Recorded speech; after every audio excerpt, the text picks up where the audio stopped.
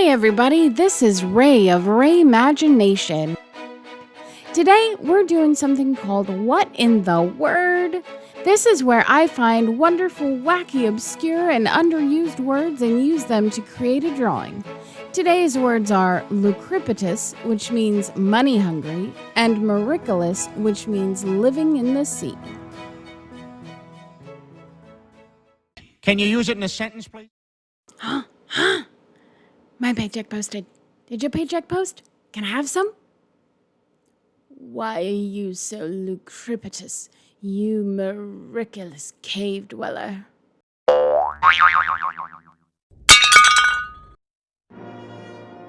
I decided to draw a scene in which a mermaid is protecting her cave of sunken treasures from a greedy octopus man. Octo-merman? Merctopus guy? Whatever you call him, he already has a bag of coins, but the more tentacles he has, the more he can take from our gal. First, our tentacled fiend was my main character, giving him a sly sidelong glare and a sneering smile like he's plotting his attack.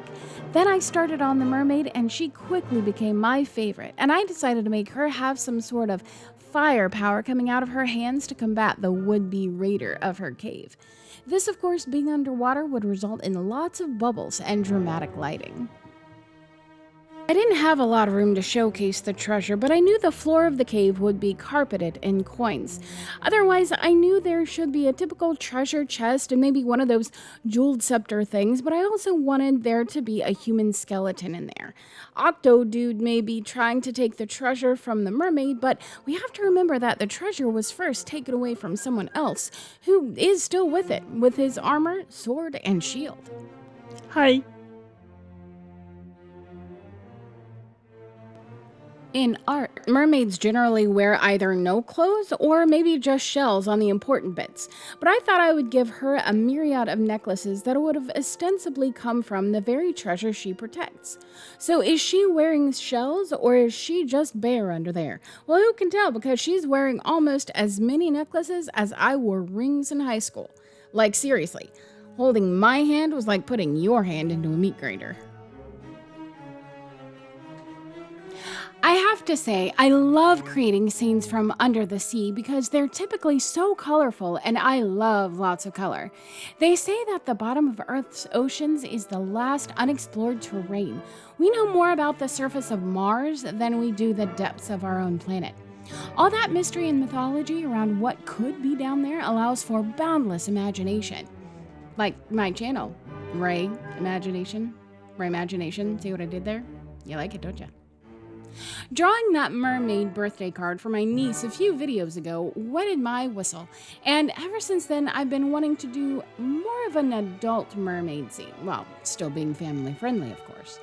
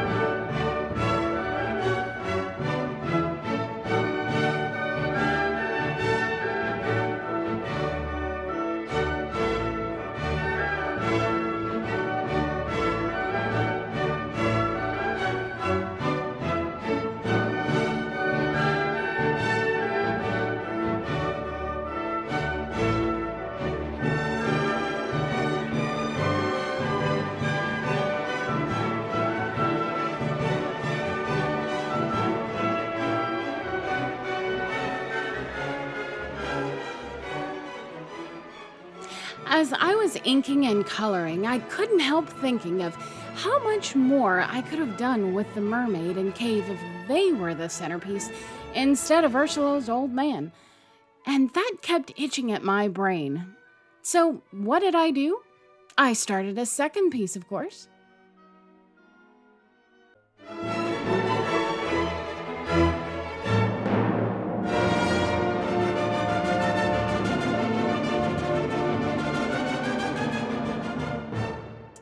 Nowadays, I'm working on how to draw hands.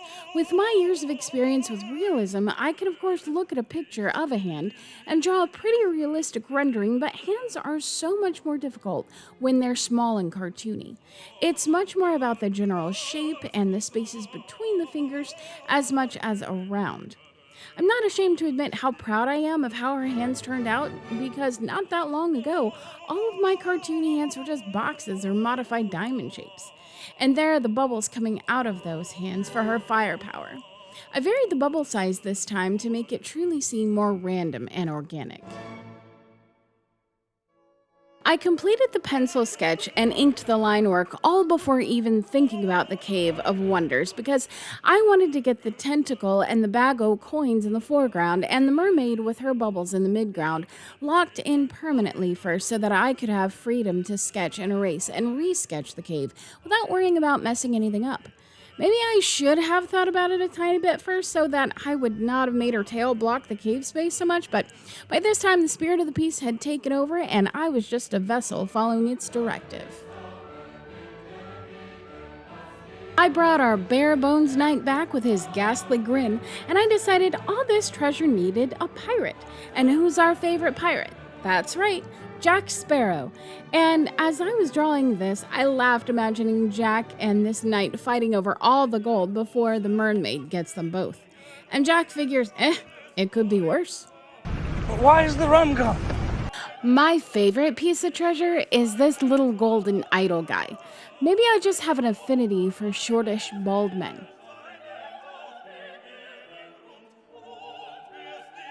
One thing I relearned whilst looking up reference images for treasure hoards and drawing this one was that what is closest to the foreground will be the most detailed, and the further off into the background things get, the less detailed they are until it's just the outline of multiple objects. Thank God too, because I was running out of specific diverse bits of treasure to draw, so I just started putting random shapes in the background to give the illusion of fullness. The last bit of the line work is always to thicken the outlines around my main objects to solidify their silhouettes and break up the different elements. Whoa, dude, wait a sec. I just noticed where I outlined some shinier bits on the bigger bubbles made happy faces.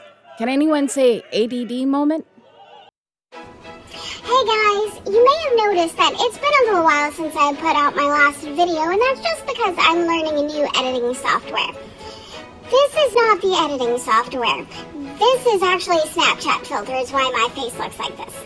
What I'm really excited about is my upcoming series of videos called Draw With Me, where I show you how to do what I do. That way you can make works of art of your own.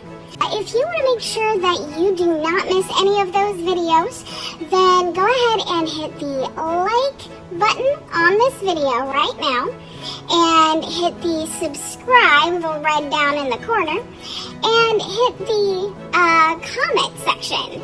Put any comments, questions, or anything you have on your mind in that comment section, because what that does is it lets the YouTube algorithm know that people like my stuff, and so it'll recommend my stuff to more people. So the more you guys like and subscribe and comment and all that kind of good stuff, the more the videos will be a success, because all of this is for you guys. You know, this is not monetized. I don't make any money from it. I just love to do it for you. I love to show and share and, build a community for us. I thank you so much for watching my videos and being part of my budding community. Alright, enough of that. It's time for color.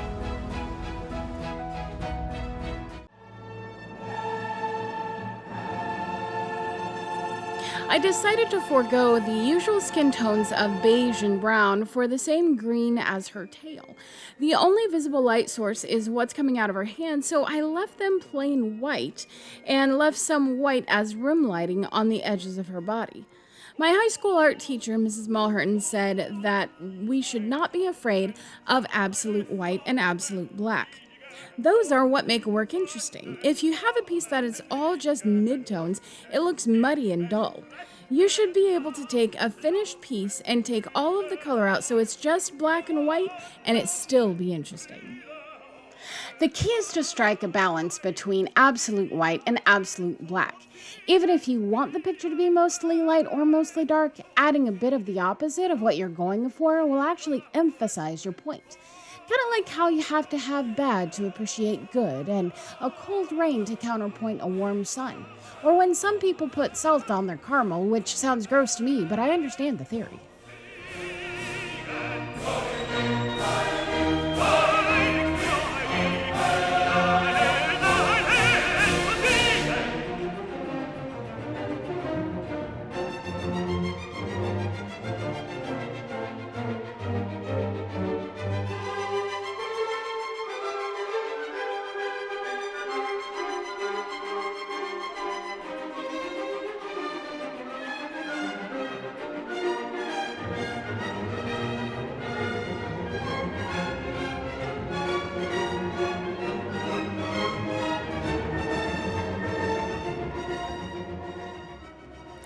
I love how the value contrast comes alive as I color in the black and the deepest parts of the cave and the dark of the rocks around the cave mouth, which also have their own rim lighting.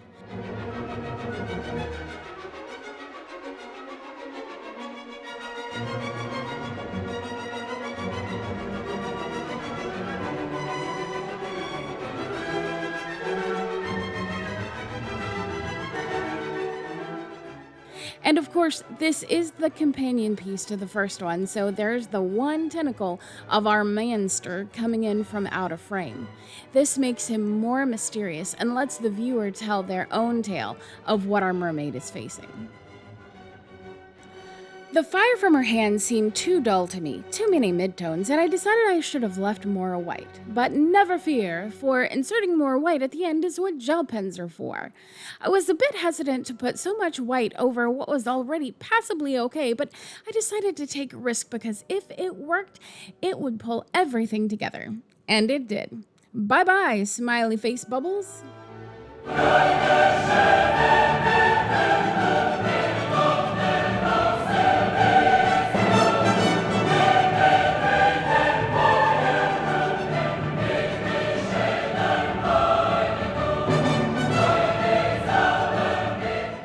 Here they are, our Lucripetus octoguy trying to swipe the goods from our Maricolous mermaid.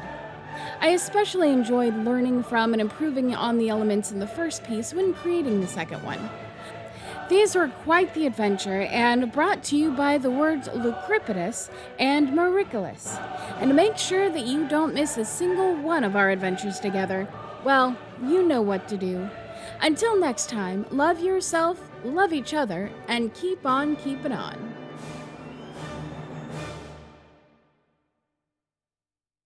You want to see the most beautiful face in the world?